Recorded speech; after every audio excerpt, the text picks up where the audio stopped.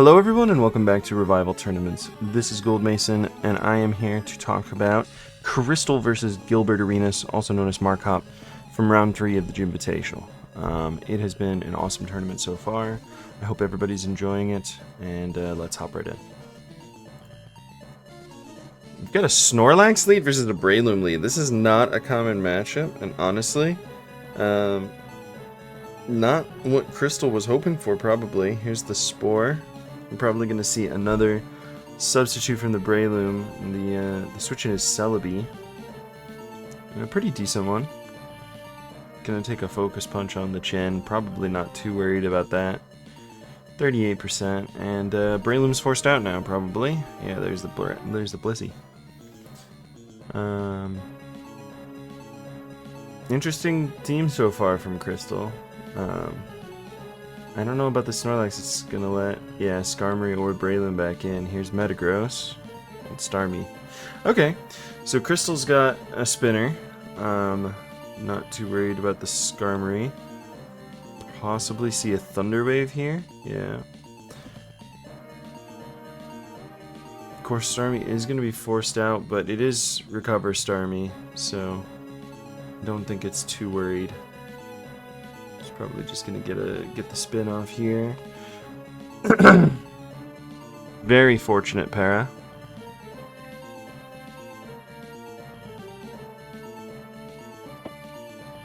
Yeah. Spike's gonna go back down. Starmie is forced out by the Toxic, but it can kind of just switch and then come right back in here if it wanted to. Okay, so 3 attacks Celebi. Calm Mind last. Gotcha. 3 Calm Minds usually means that Celebi can outpace Blissey Seismic Toss? Yeah. You need the 3rd CM though. Alright. Starmie out of Sand. He's not going to be worried about Blissey very much. We're going to see the spin probably here. Oh no, there's a Gengar. I guess I should have expected Gengar on Marcop's team. Switches to Swampert. But the spin's going to go off. This is an interesting team from Marcop. Oh no. Alright.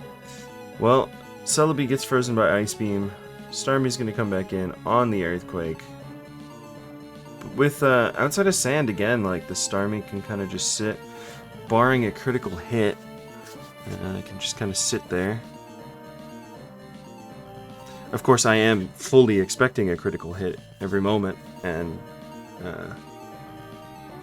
it is not happening.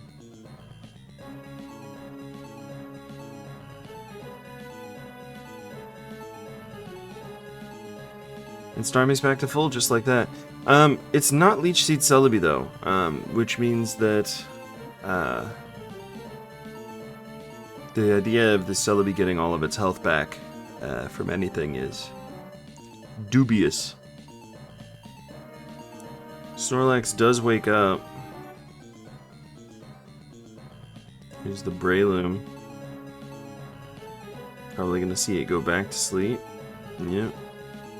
Celebi can't be the switch in again. Possibly going to be Starmie now. No, it is Celebi. And down it goes. It did about 38 the first time, so that was like either a roll or just like the standard damage, or the mid damage, or mid damage, yeah. Don't love this. Kristyl is just going for the damage on Skarm, but now the spike's down. I'm looking like 2 defensive Starmies with the Surf. And yeah, spike is gone. I think I favor Marcop a little bit in this game state. Obviously being up a Pokemon is nice, but also just Seems like Breloom is really set up to do things. Seems like Gengar eventually will be able to set up to do things. No real huge breaker for Marcop.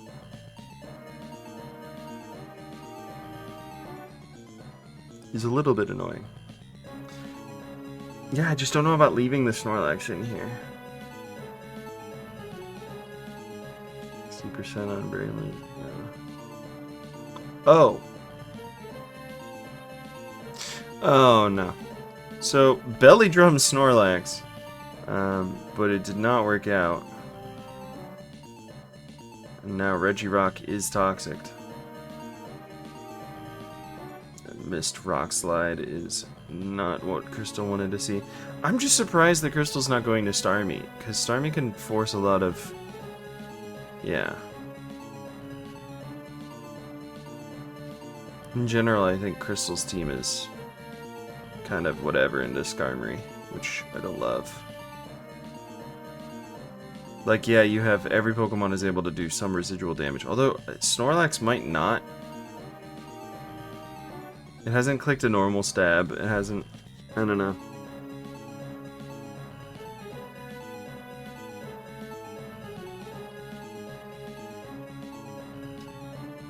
None of the residual damage on Skarmory is actually sticking either, which is quite annoying.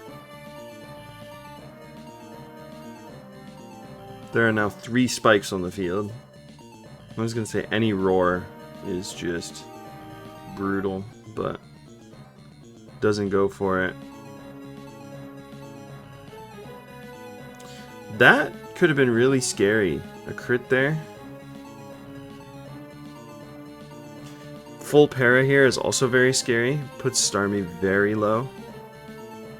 Yep.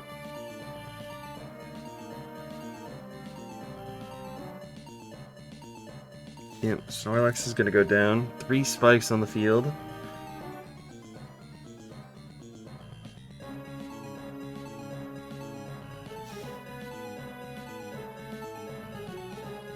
Alright. Spikes are gone, but again, like, there's just... I'm not sure what Krystyl's going to be able to do. This is going to last another, like, 50 turns. Maybe, yeah, 50 turns, something like that. But, like, Kristyl doesn't have a lot of pressure into the Blissey, doesn't have a lot of pressure into the Gengar, lost its primary way through Swampert, lost its primary way through Starmie. Metagross Boom, especially once Skarmory's gone, is gonna maybe do something. Because, you know, Gengar's not switching in on that shit. But, like, these 2 booms can be used for 2 Pokemon, and that's it. I think Skarm is gonna go, not go down here, but, like, definitely take a lot of residual chip. Nothing really wants to switch in on this Regirock. Yeah. Kristyl thought potentially that a Swampert was going to come in, but didn't really matter. The Regirock was going to die either way. So now there is 1 boom left to take care of Swampert and Blissey and Starmie.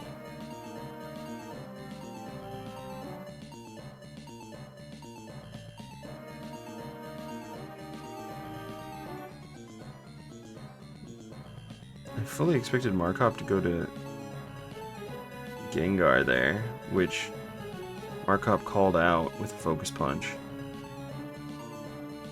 And now the spin, yeah. Krystyl's losing the sequences too. The Gengar is faster than the Starmie too. That is crazy.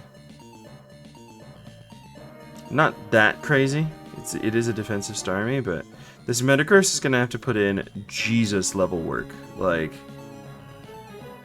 it's gonna have to crit this Starmie. It's gonna have to be faster than Breloom, and actually, it's gonna have to double. Yeah, okay, and then there's the para. Yeah, there's the crit and the attack raise. And actually, para means that it can't be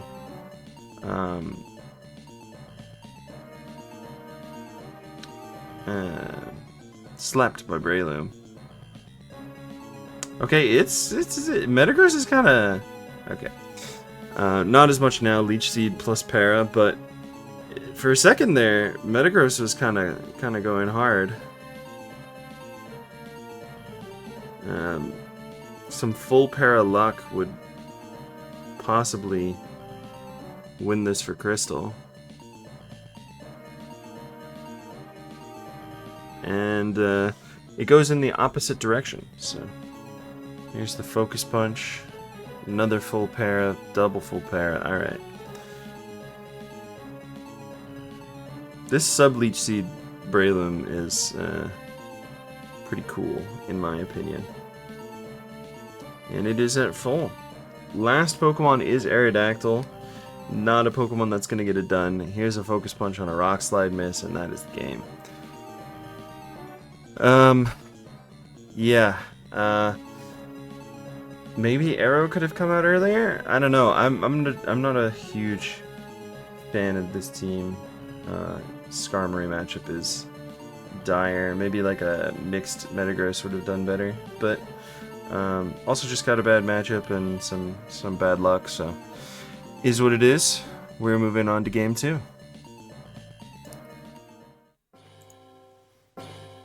Now we've got 2 ice leads. Superpower Regice.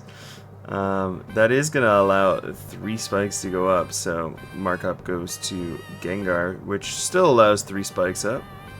Are we going to see some sort of spinner from markup? Some sort of Starmie potentially fits. Very annoying Hydro Pump miss. There's the Roar.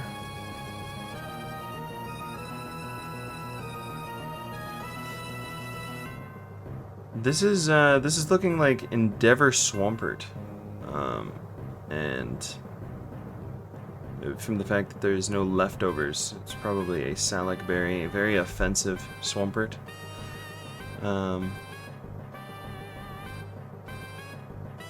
Okay, I thought we were almost running out of Hydro Pumps there, but not quite.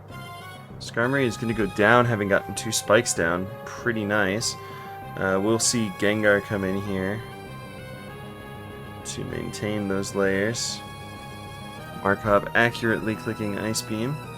Oh wow, Surf killed. That is crazy. That's a Metagross. Is there...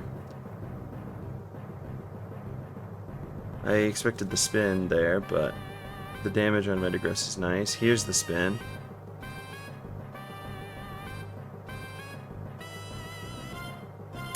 Unfortunate Meteor Mash miss. This might be over already, to be honest. Yeah, this is a defensive Swampert. Here's the Protect.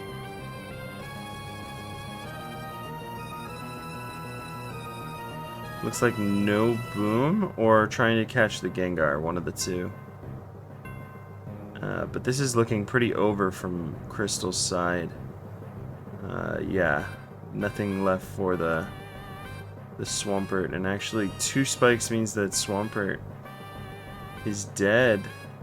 Maybe Kristyl shouldn't have switched to Gengar. Just tried to maintain the spikes, I guess, but really unfortunate. Oh, and Salamence barely doesn't make it into the living in sand range. Actually, Salamence might have done it. You gotta need a crit on Gengar. And yeah, Swampert's still there. Yeah, no, that was just an unfortunate matchup for Kristyl, and I got a little bad luck, but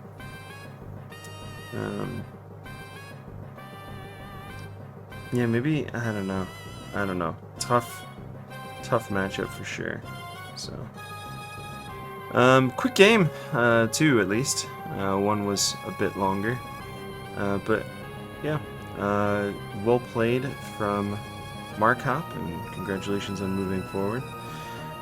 Quick aside, I was gone for the entirety of the month of July. I was in Sicily for a wedding, as well as London. I met up with ADV mainstay Zach PZ, as well as up-and-coming ADV player Misum. In London, it was fantastic, but I had not had time to do really anything. So I am going to work on getting a bracket for you all, documenting the progress of the tournament. So thank you for being patient with me on that.